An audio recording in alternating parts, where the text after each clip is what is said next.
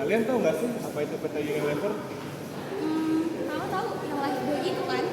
Yang ada Dove juga nggak sih? Terus juga nggak sih ada istrinya? Terus juga ada Pepsodent juga nggak sih? Ya kan? Nah, bener guys, itu salah satu contoh-contoh produk dari PT Unilever. Terus kalian penasaran nggak sama laporan keuangan PT Unilever? Yang kita semua tahu kan PT Unilever tuh termasuk perseroan yang besar ya. Kalian penasaran nggak bagaimana mereka cara melaporkan keuangannya? Seru banget. Penasaran sih? Pengen banget Iya, tahu deh. pengen tahu Gimana sih deh. kayak laporannya? Nah, pada penasaran kan? Mau tahu kelanjutannya? Tonton video ini sampai habis ya. Halo semuanya. Perkenalkan, kami dari kelompok 7. Pada video kali ini kita akan menjelaskan kepada teman-teman semua bagaimana laporan keuangan dari PT Unilever. Sebelum kami lanjut, kami akan memperkenalkan diri terlebih dahulu. Dari saya sendiri, nama saya Muhammad Dinato Al-Farabi dengan nomor NIM 2510115040. Saya Davina Elisa Putri Nenggolan dengan NIM 2510115033. Saya Nadifa Salwadiani dengan NIM 2510115079. Saya Chelsea Febiola Olivius Mandam dengan NIM 2510115022. Saya Mardes Angelita dengan nomor NIM 2510115027. Selamat menyaksikan. Halo semuanya, kembali lagi bersama kita nih. Nah, sekarang kita akan menjelaskan laporan keuangan PT Unilever lewat Zoom kali ini. Nanti, apa aja sih emang yang akan dibahas pada sesi kali ini? Oke, aku bacakan ya. Yang pertama, kita akan membahas profil perusahaan PT Unilever ini. Lalu, yang kedua ada laporan keuangan. Nah, pada laporan keuangan ini ada beberapa bagian loh. Yang pertama ada laporan posisi keuangan atau neraca. Lalu ada laporan laba dan rugi atau keuntungan dan kerugian dan penghasilan komprehensif lain. Yang ketiga ada laporan perubahan ekuitas dan yang keempat ada laporan arus kas. Lalu kita juga akan membahas manfaat bagi pemangku kepentingan. Maksudnya apa sih? Ini tuh jadi manfaat khususnya untuk investor yang ingin berinvestasi ke PT ini. Jadi mereka tahu kondisi laporan keuangannya gimana. Lalu kita akan membahas tantangan dan yang terakhir adalah kesimpulan. Oke, dari yang pertama, profil perusahaan PT Unilever Indonesia. Perusahaan yang kita bahas kali ini adalah PT Unilever Indonesia Tbk dengan kode emiten UNVR di Bursa Efek Indonesia. Kode emiten artinya singkatan resmi perusahaan di pasar saham. Jadi, kalau orang mau beli saham Unilever, mereka mencari kode UNVR. Perusahaan ini bergerak di sektor consumer non-cyclicals, khususnya di sektor produk rumah tangga dan personal care. Nah, produk rumah tangga dan personal care misalnya seperti sabun, sampo, deterjen, pasta gigi, dan kebutuhan pribadi lainnya. Untuk laporan keuangan, Unilever menggunakan PSAK, yaitu Pernyataan Standar Akuntansi Keuangan. Sederhananya, PSAK ini adalah aturan resmi cara mencatat dan melaporkan keuangan perusahaan di Indonesia. Jenis laporan yang diterbitkan adalah laporan tahun 2024, tahunan 2024, dan laporan ini sudah diaudit. Diaudit artinya diperiksa oleh auditor independen untuk memastikan angka-angka keuangan tidak ada kesalahan besar. Hasil audit memberikan opini wajar tanpa modifikasian. Artinya laporan keuangan dianggap benar sesuai aturan dan bisa dipercaya tanpa catatan khusus. Tanpa ada catatan khusus. Audit dilakukan oleh KAP Sidatara Wijajakan dengan partner audit bersama Kartika Singodimejo. KAP adalah singkatan dari Kantor Akuntan Publik, yaitu perusahaan yang khusus memeriksa laporan keuangan. Partner audit adalah pimpinan auditor yang bertanggung jawab penuh atas hasil audit tersebut. Dalam audit ada yang disebut hal audit utama, yaitu poin-poin yang dianggap paling penting atau beresiko tinggi. Untuk Unilever, ada 5 isu utama, salah satunya mengenai pengakuan pendapatan terkait diskon dan rabat. Maksudnya, Unilever sering memberikan diskon atau potongan harga ke pelanggan besar. Karena kontraknya berbeda-beda, ada risiko salah catat berapa sebenarnya pendapatan yang masuk. Terakhir, perusahaan juga patuh pada regulasi OJK, yaitu Otoritas Jasa Keuangan. Regulasi yang dipatuhi adalah PJOK nomor 75 tahun 2017 dan nomor 13 tahun 2017.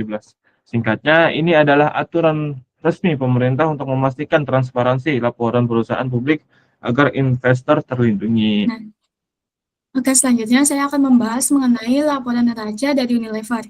Nah, kalau kita lihat laporan neraca Unilever per 31 Desember 2024 ini, total aset atau harta perusahaannya ini turun dari sekitar 16,6 triliun di 2003 jadi 16,5 triliun di 2024. Nah, penurunan ini tuh terutama karena uang kas mereka ini berkurang lumayan banyak. Dari yang awalnya 1,02 triliun menjadi 671 miliar. Lalu piutang atau tagihan ke pelanggan juga turun dari 2,1 triliun jadi 1,67 triliun. Tapi di sisi lain, persediaan barang mereka ini justru naik sedikit, dari yang awalnya 2,42 triliun menjadi 2,5 triliun. Nah, untuk aset jangka panjangnya, nilainya ini naik tipis, jadi 10,76 triliun. Karena aset tetap seperti pabrik dan mesin ini masih stabil, di kisaran 9,3 triliun. Lalu, kita lihat utangnya. Total liabilitas atau kewajiban Unilever ini naik dari 13,28 triliun ke 13,89 triliun. Nah, kenaikan ini tuh terutama karena ada utang bank jangka pendek baru sebesar 1, triliun.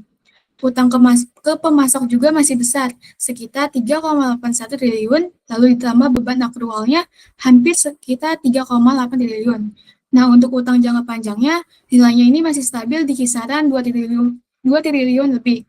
Kebanyakan ini untuk digunakan sebagai kewajiban pensiun karyawan dan liabilitas sewa. Selanjutnya ini ada bagian yang cukup mencolok, yaitu ada di bagian ekuitas, yaitu modal bersih perusahaan. Nilainya ini turun banyak dari yang awalnya 3,38 triliun di 2023 menjadi 2,15 triliun di 2024. Nah, penyebab utamanya ini karena Unilever membagi dividen dalam jumlah yang sangat besar, sekitar 4,5 triliun. Jadi, meskipun perusahaan tetap untung, modal bersihnya ini ikut berkurang karena laba yang dihasilkan langsung banyak dibagikan ke pemegang saham. Nah, selanjutnya itu adalah laporan laba rugi. Laporan ini memberikan gambaran gimana kinerja keuangan Unilever Indonesia sepanjang tahun 2024. Apakah perusahaan mampu menghasilkan laba atau justru malah mengalami penurunan kinerja. Yang pertama itu kita dilihat dari penjualannya. Tahun 2024 ini Unilever mencatat penjualan sebesar 35,1 triliun. Angka ini memang turun dibandingkan tahun 2023 yang mencapai 38,6 triliun. Artinya ada sedikit penurunan permintaan pasar atau tekanan dari kompetisi. Nah, pendapatan ini didapat dari produk-produk Unilever yang terjual ke masyarakat seperti sabun, Rinso, Sunsilk, Dove, dan produk-produk lainnya. Jadi setiap kita beli produk di warung atau supermarket itu akan masuk menjadi penjualan. Nah, selanjutnya itu ada beban pokok penjualan, biaya yang dikeluarkan untuk memproduksi barang yang dijual, mencapai 18,4 triliun, turun dari tahun sebelumnya yang sebesar 19,4 triliun. Hal ini menunjukkan adanya efisiensi dari biaya produksi. Biaya ini didapatkan dari pengeluaran perusahaan seperti bahan baku, pengemasan, dan biaya pabrik. Nah, di sini kita bisa tahu laba kotornya dengan perhitungan penjualan dikurangi dengan beban pokok.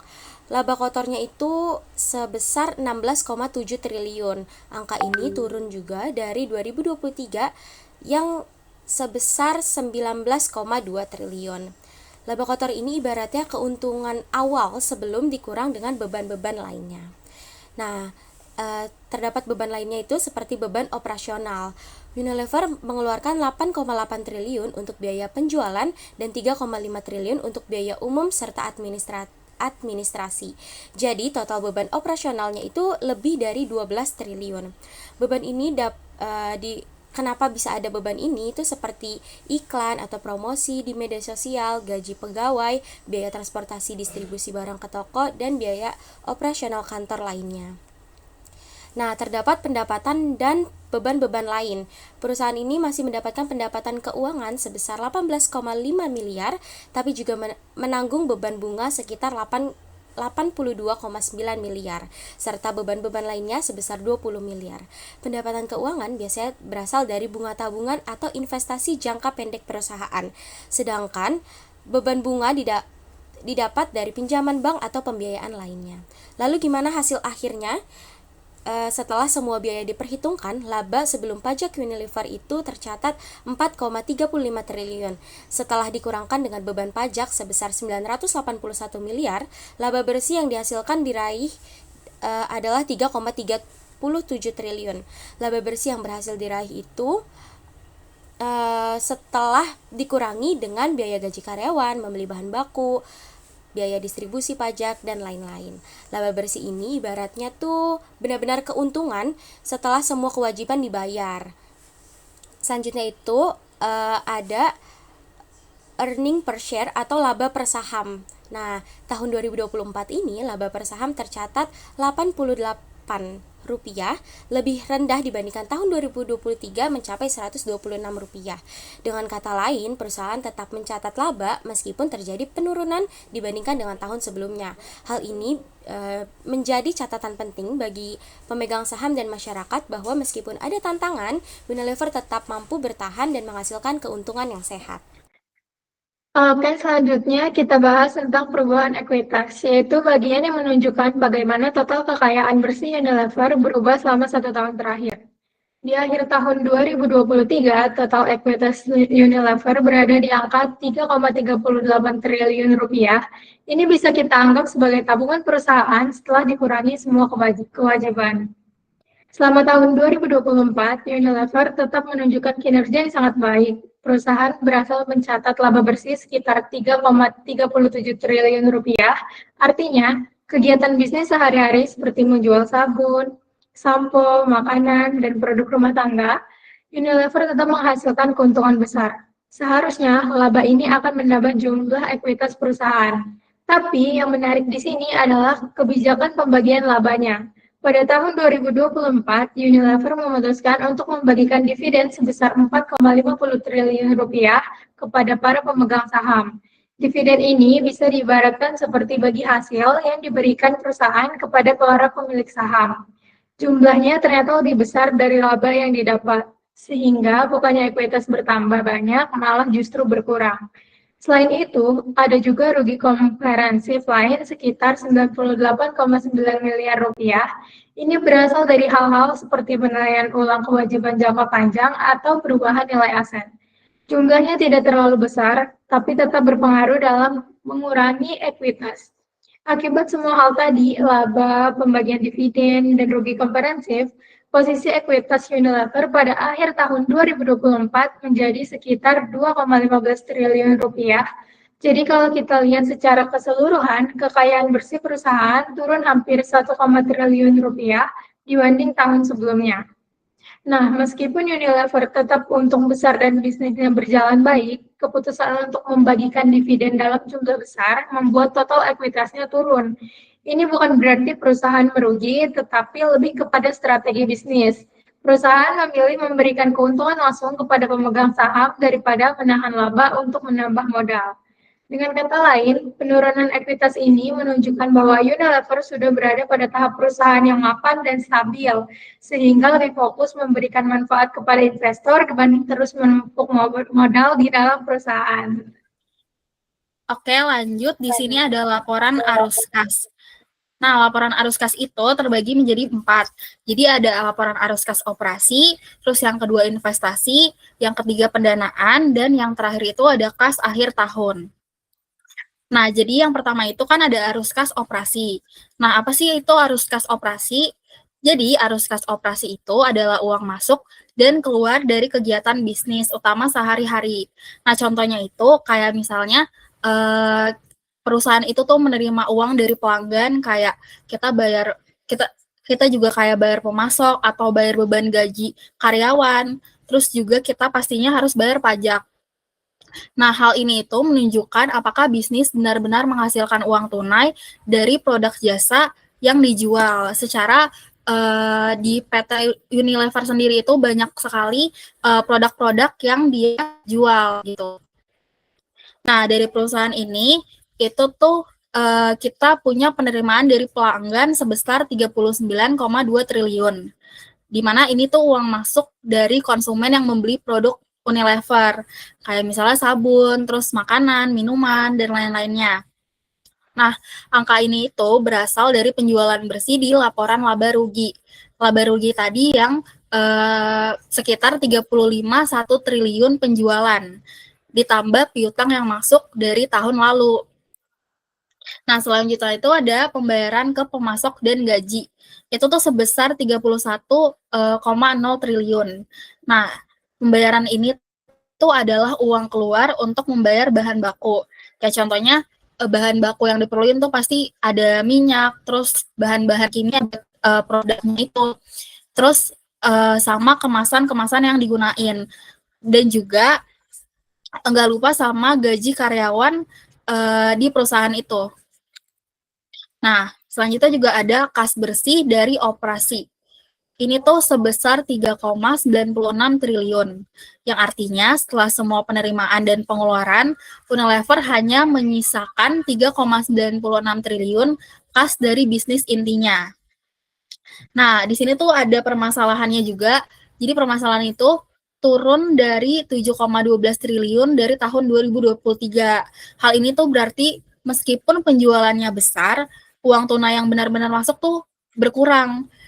Bisa jadi karena biaya naik, kayak misalnya biaya naik itu biaya bahan bakunya gitu, kayak bahan baku yang tadi kayak minyak, terus bahan kimia, terus ada juga beban gaji yang belum dibayar, terus sama pajak. Dan ditambah lagi ada piutang yang belum diselesaikan atau yang masih dalam tahap tertagih. Oke. Nah, lanjut yang kedua itu ada arus kas investasi.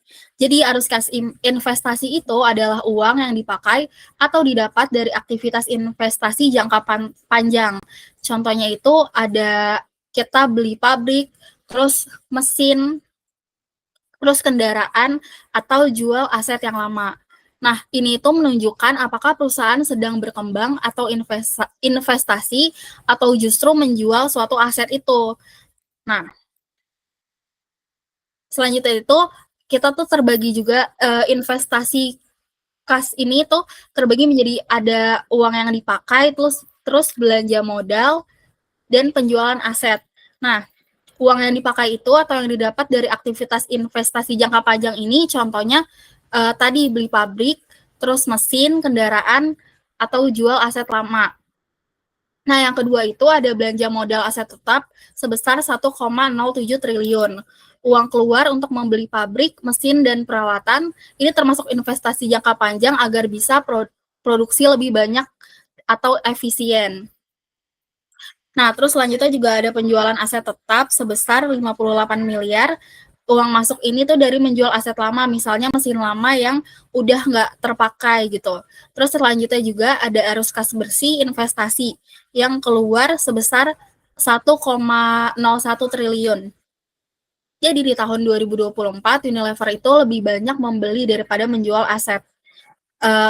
Kaitannya dengan neraca tadi itu ada aset tetap, properti, plant, dan equipment naik menjadi 9,32 triliun. Nah, selanjutnya itu ada arus kas pendanaan. Arus kas pendanaan ini adalah uang yang masuk atau keluar dari aktivitas pendanaan perusahaan. Nah, contohnya itu kayak perusahaan ini tuh pinjam uang ke bank, terus juga kita bayar cicilan utang atau bagi dividen ke pemegang saham. Nah, hal ini menunjukkan bagaimana perusahaan mendapatkan modal dan membagi keuntungan kepada investornya. Nah, di sini perusahaan Unilever menerima pinjaman bank sebesar 1,45 triliun. Nah, Unilever meminjam uang ke bank untuk tambahan modal kerja. Nah, yang kedua itu ada pembayaran dividen sebesar 4,50 triliun. Di mana dividen ini adalah uang kas yang dibagikan ke pemegang saham.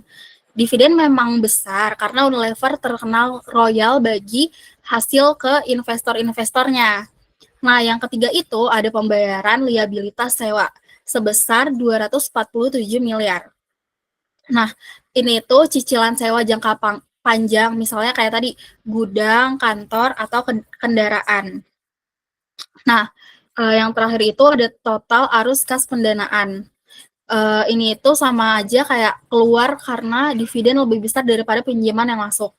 Kaitannya sama ekuitas tadi itu, laba ditahan itu jadi berkurang. Terus terbukti saldo laba turun dari 3,19 triliun menjadi 1,96 triliun. Nah, yang terakhir banget itu ada kas akhir tahun. Jadi kas akhir tahun ini adalah jumlah uang tunai yang tersisa di perusahaan setelah semua aktivitas. Kayak dari awal tahun hingga akhir tahun ini tuh pencatatannya di kas akhir tahun ini. Aktivitasnya itu kayak berupa tadi operasi, investasi, dan pendanaan. Nah, ini itu tercatat di neraca bagian kas dan setara kas. Nah, angka ini itu penting karena menunjukkan cadangan uang nyata yang siap dipakai untuk kebutuhan tahun depannya. Nah, di sini tuh kas akhir tahun itu 2024 itu sebesar 671 miliar. Itu tuh turun dari 1,02 triliun di 2023. Artinya, meskipun penjualannya besar, kas semakin tipis karena yang pertama itu arus kas operasi turun. Terus yang kedua itu dividen yang dibayar terlalu besar. Terus yang ketiga, investasi aset tetap tinggi. Nah, di sini tuh ada keterkaitan antar laporan. Jadi yang tadi itu laba rugi keterkaitannya dengan arus kas operasi. Laba bersihnya itu di tahun 2024 sebesar 3,36 triliun. Tapi kas operasi hanya 3,96 triliun. Ini tuh lebih kecil dari tahun sebelumnya.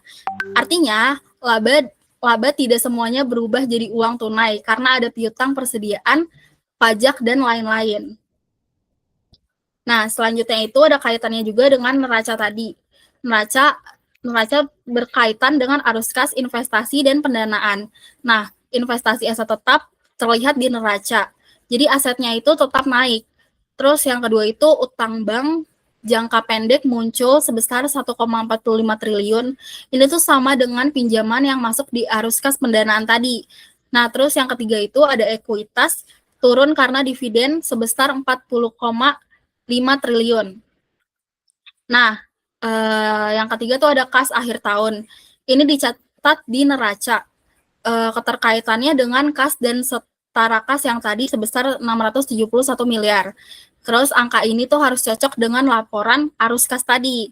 Nah, kesimpulannya, jadi Unilever tetap untung besar sebesar 3,3 triliun laba bersih, tapi kasnya itu semakin menipis. Penyebabnya itu karena biayanya tuh naik, terus juga banyak bagi dividen, terus juga investasi pada pabrik ataupun mesin. Jadi walaupun perusahaan sehat, mereka harus hati-hati kelola kas karena dividen besar bisa bikin cadangan kas tuh makin tipis. Nah, setelah kita bahas angka-angka, mungkin ada yang mikir kayak kenapa, apa hubungannya sama kita. Nah, di sini pentingnya laporan keuangan. Ini tuh ada manfaatnya loh. Yang pertama buat konsumen. Kalau perusahaannya sehat, artinya produk tetap ada di rak-rak toko, kualitasnya tetap terjangkau, dan harganya tetap stabil. Dan bahkan bisa keluar produk baru lagi. Kedua, buat karyawan. Ibaratnya nih, laba itu sinyal aman. Kalau perusahaan untung, gajinya bisa lancar atau bahkan dapat bonus. Intinya kerja jadi lebih tenang karena tahu tempat yang kita kerja ini kondisinya sehat. Yang ketiga itu pastinya buat investor atau pemegang saham. Laporan keuangan ini kayak rapotnya perusahaan sih. Kalau nilainya bagus, mereka senang karena ada peluang dan dapat dividen yang lebih besar, dan pastinya makin yakin buat investasi di perusahaan ini. Nah, yang keempat itu buat pemerintah. Perusahaan yang keuntungan atau laporan keuangannya bagus, otomatis bayar pajaknya juga pasti lebih banyak dan lebih bagus lagi kan. Nah, ini juga pasti akan berputar lagi untuk keuangan pemerintah. Terus selanjutnya adalah bagi masyarakat sekitar. Kalau perusahaannya sehat, keuangannya stabil, biasanya bisa lebih aktifin bikin program sosial, misalnya kayak bantu UMKM, bikin pelatihan, dan lain-lain. Dan terakhir juga pastinya ada manfaat untuk lingkungan. Perusahaan yang untungnya besar dan sehat pastinya akan lebih untuk memakai teknologi-teknologi yang ramah lingkungan. Jadi kalau dipikir-pikir tuh laporan keuangan itu bukan cuma catatan angka, tapi ini tuh kayak cerita besar tentang gimana perusahaan itu bisa ngefek ke banyak orang, apalagi buat lingkungan. Nah, kalau tadi kita bahas manfaatnya, sekarang kita bahas tentang tantangan-tantangan yang dihadapi. Jadi, setiap perusahaan besar itu tentu memiliki tantangan dalam menjaga kinerja dan keberlanjutan usahanya. Begitu juga dengan PT Unilever Indonesia ini, yang pada tahun 2024 itu menghadapi beberapa tantangan utama. Di antaranya itu, yang pertama ada pengakuan pendapatan dan rabat. Perusahaan menghadapi resiko salah saji karena skema diskon dan rabat yang rumit sebesar 1,3 triliun. Yang kedua itu ada penurunan arus kas operasi, itu turun dari 7,1 triliun 2023 ke 3,9 triliun di tahun 2024, menekan likuiditas. Nah, yang ketiga itu ada margin tertekan. Ini itu beban produksi dan penjualan masih tinggi, membuat laba bruto itu menurun. Nah, terus yang keempat itu ada dividen besar. Ini itu pembagian dividen sebesar 5,1 triliun, lebih besar dari laba, sehingga mengurangi ekuitas dan ruang investasi. Yang kelima itu ada risiko kurs. Nah, ini banyak transaksi dalam mata uang asing kayak USD, Euro, terus dan lain-lain yang rentan fluktuasi rupiah. Yang terakhir itu ada liabilitas jangka panjang.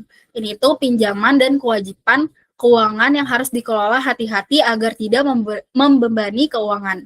Singkatnya, tantangan utama Unilever ada di pengelolaan pendapatan, likuiditas, biaya operasional, kebijakan dividen, risiko kurs, dan beban utang. Nah, penjelasannya tadi udah pada paham kan? Di sini aku ingin menyampaikan kesimpulan secara menyeluruh dari materi pada kali ini. Secara keseluruhan, kinerja Unilever di tahun 2024 mengalami penurunan dibandingkan tahun sebelumnya. Secara umum, kondisi keuangan Unilever masih sehat, tetapi strategi mereka terlihat lebih agresif dalam membagikan dividen kepada pemegang saham daripada penahan laba untuk memperkuat modal perusahaan. Nah, sebelum aku tutup, aku ada pantun nih. Boleh kali ya? Naik perahu ke Pulau Bali. Cakep. Angin sepoi bikin hati segar sekali. Cakep. Sampai di sini pemaparan kami. Semoga bermanfaat untuk kita semua di sini. Cukup sekian dari kami. Wassalamualaikum warahmatullahi wabarakatuh. Nah, sekarang kalian udah paham kan bagaimana laporan keuangan PT Unilever itu? Nah, dari penjelasan kita tadi juga, kalian tuh jadi tahu beberapa tantangan yang harus dihadapi oleh sebuah perusahaan. Terus di sisi lain kita juga bisa lihat strategi perusahaan untuk menjaga perusahaannya tetap stabil. Jadi intinya tuh laporan keuangan ini bisa membantu kita dalam mengetahui kegiatan operasional, investasi, dan arus kas dari Unilever. Semoga penjelasan kita itu bisa memudahkan teman-teman untuk mengerti laporan keuangan dari PT Unilever ini. Nah, sampai jumpa di video selanjutnya. Terima kasih semuanya. Bye.